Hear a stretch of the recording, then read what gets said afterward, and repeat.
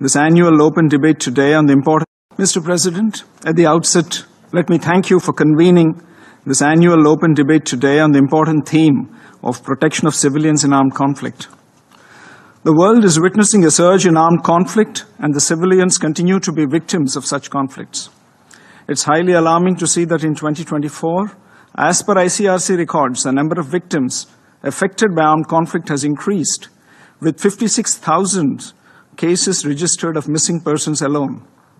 It's a paramount responsibility of the national governments to create a conducive environment where civilians are safe and secure.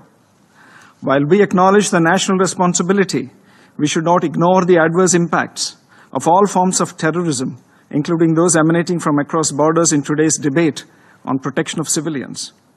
It is needless to mention that the terror entities have gained significantly enhanced capabilities by having access to new and emerging technologies, which present us with new threats, particularly to the civilian populations. In this regard, the efforts of the Council and of the international community should be directed at assisting national authorities in developing capabilities and capacities to protect civilians. It's unfortunate that the parties to the armed conflicts continue to attack civilian populations, particularly women, children, and other vulnerable groups, as well as indispensable civilian infrastructure, such as hospitals, by projecting them as legitimate targets.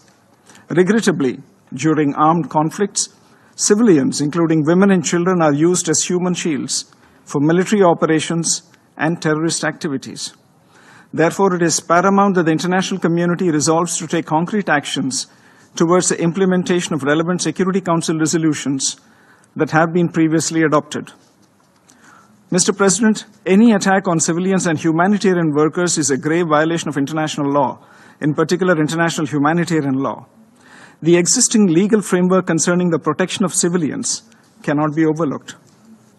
Respect for principles of the UN Charter, including sovereignty and territorial integrity of member states, should remain the basis for all actions taken by the Council for the protection of civilians.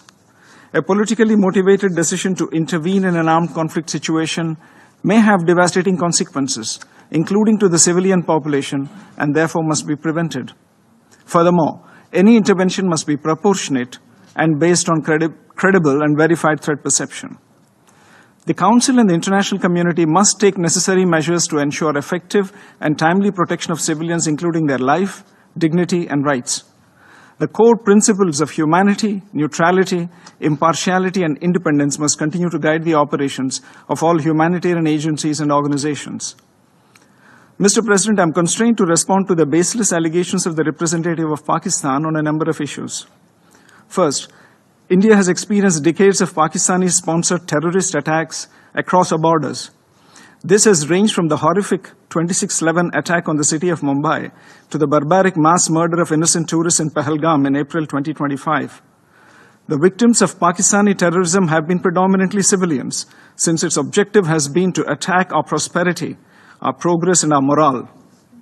For such a nation to even participate in a discussion on protection of civilians is an affront to the international community. Second, Pakistan has repeatedly used the civilian cover to advance the cause of terrorism.